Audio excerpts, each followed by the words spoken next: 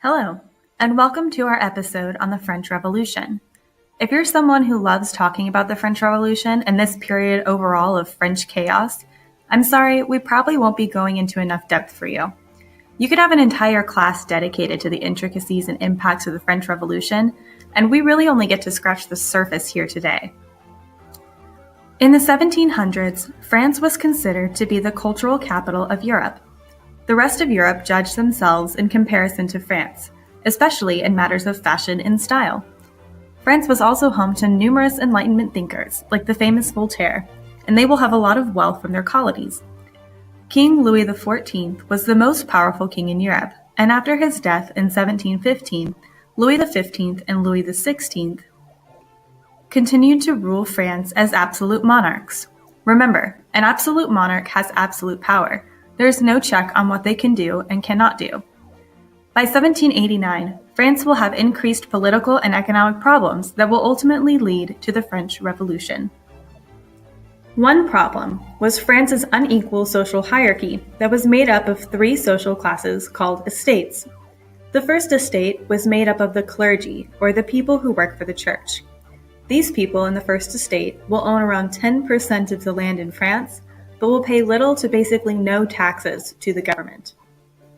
The second estate is made up of wealthy nobles. The nobles own about 20% of the land and are totally exempt from paying taxes. They also are the largest source of wealth in France. And here we are at Abbé Emmanuel Joseph Sieyès' famous question, what is the third estate? The third estate is everything. The third estate made up about 97% of the population of France, which included poor peasants, but also the well-educated middle class, or the bourgeoisie.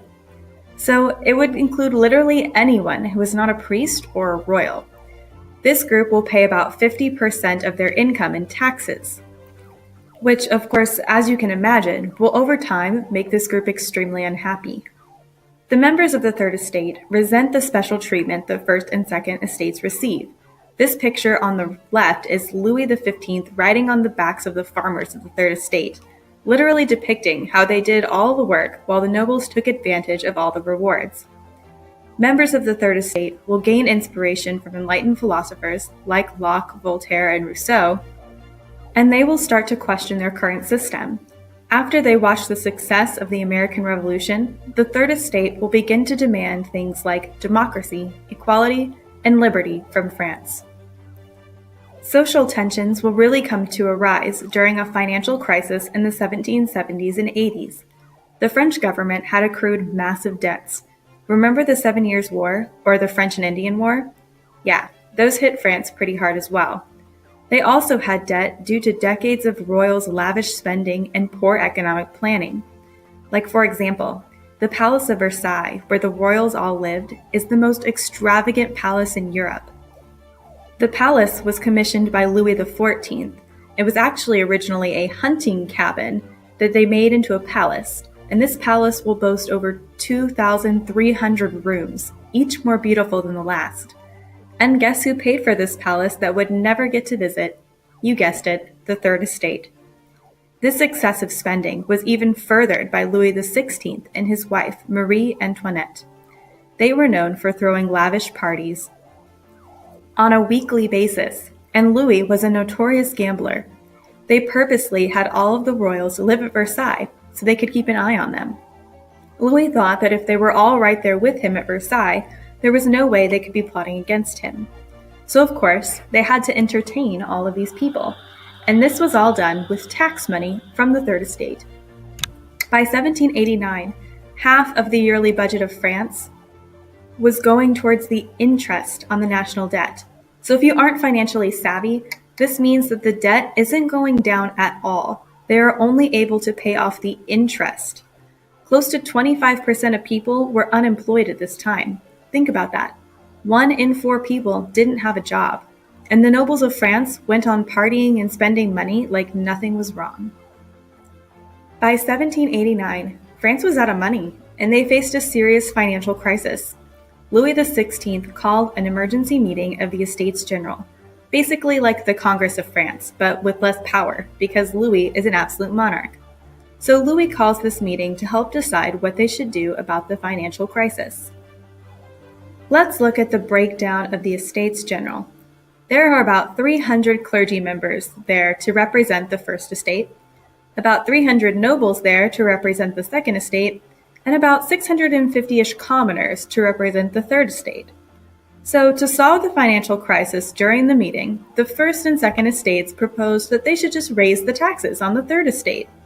So the people who don't pay any taxes want to raise the taxes on the population that does pay. Then, to make it worse, the First and Second Estates proposed that instead of voting by each person, and each person having one vote, they decide they should vote by estate, meaning that each estate gets one vote. So I'm sure you can see where this is going. The First and Second Estates realized they were outnumbered, so they changed the rules so they could gang up on the Third Estate. The Third Estate gets very angry, believing that their rights are being violated, which of course they are. They call a break in the meeting, and while the Third Estate is outside trying to cool off, the Second and Third Estate lock them out of the room and hold the vote without them. The Third Estate decides that they need a new government system to attack this injustice, and they form the National Assembly to make laws for the French people. So on this day, the newly formed National Assembly met on the tennis court of Louis's palace and swore an oath promising a new constitution and limitations on the king's power.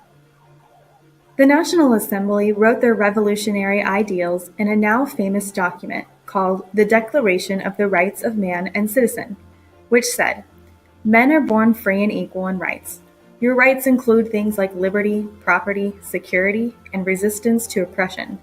And it will also guarantee freedom of speech and religion and equal justice under the law." Meanwhile, while all these idealistic ideas are happening in the inner circles of the National Assembly, the financial crisis continues. Citizens were at the brink of starvation. There were actual bread riots where people protested violently outside of granaries and noble estates where they thought that people might be storing grain. These protesters start to demand new reforms immediately. They're the ones that can't feed their starving families. Rumors start to spread that the king was going to send his army to Paris to control the citizens and stop these street riots. So citizens break into the Bastille, which is a prison, to seize weapons to defend themselves against the supposed threat. This event will be known as the Storming of the Bastille, and it marks the official beginning of the French Revolution in 1789. The French actually still celebrate Bastille Day today. In 1791, Louis XVI finally agrees to a new constitution that limits his power and creates a limited monarchy. But he is so resentful of having to do this that he fails to work with the National Assembly to try and solve France's problems, and their problems just end up continuing. The chaos happening in France starts to scare monarchs all over Europe.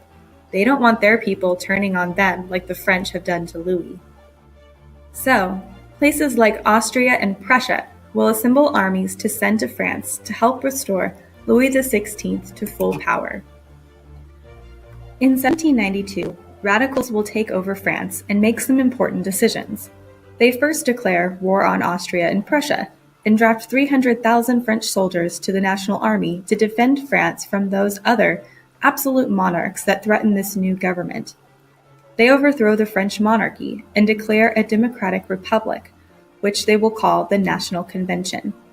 Then, in 1793, they arrest King Louis XVI and convict him of treason against the state and have him publicly executed by guillotine.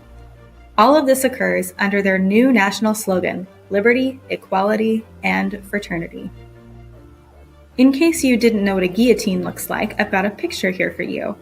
It was invented by a man named Dr. Joseph Guillotine, and he created this contraption as a more egalitarian execution method. Before this time, execution methods generally depended on your social standing. Rich and important people were given more humane executions, while poor people were often tortured or put to death very painfully.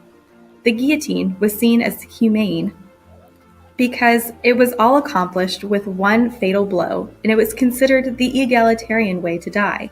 Now, rich and poor alike would be killed by the blade of the guillotine. and boy, did France produce some alarming numbers of executions during this time. They actually will execute almost all of the French royal family, including Louis XVI's wife, Marie Antoinette. There's some pretty great movies about this. These leaders of the National Convention were pretty radical for their time. They are always fearful, though, that the enemies of the revolution would try to overthrow the new republic.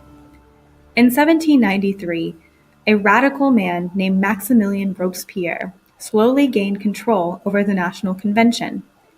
From 1793 to 1794, Robespierre executed over 40,000 traitors considered to be enemies of the revolution. This is known as the Reign of Terror. He basically instilled so much fear into the people that they will eventually turn on Robespierre and will overthrow him and have him executed via guillotine. The French Revolution is full of drama. So, the revolution technically came to an end in 1795, meaning the radical reform part came to an end. Now France will start to revert back to their old ways. The French Revolution itself has kind of a mystery end date. Historians don't agree on the exact date this overall conflict was over, but most people agree that Napoleon usually marks the start of a new age for France. So unfortunately for the people, all this time has passed and the economic crisis had still not been solved. People were still unemployed and starving. Since the National Convention had sent up an army to fight Austria and Prussia, other countries get in on the fight, and now they were up against England, Holland, Spain, Austria, and Prussia. So the people decided that the National Convention wasn't working, and they needed a new government. So, they institute a new government called the Directory, which will be their third government in 6 years. The Directory proves to be ineffective and just as corrupt as the governments before them. In 1799, a French military general named Napoleon Bonaparte led a coup against the Directory and seized power in France. As the new Emperor of France, Napoleon introduced needed reforms and defeated foreign armies trying to invade France. He even will extend France's empire in Europe. One reason why Napoleon is successful where these earlier regimes were not is because he is basically a dictator and the sole person making decisions. The National Convention and the Directory made a poor attempt at government reform and had too many people trying to make decisions. All of those factions made it hard for any progress to be made.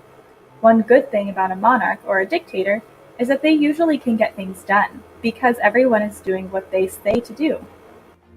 Another reason Napoleon is successful is because these absolute monarchs around Europe prefer him in charge over these unstable idealists. At least they can understand what Napoleon's about, even if they don't like him. So this concludes our coverage on the French Revolution. If you're interested, I encourage you to look up more information or come talk to me in class. Thanks for watching.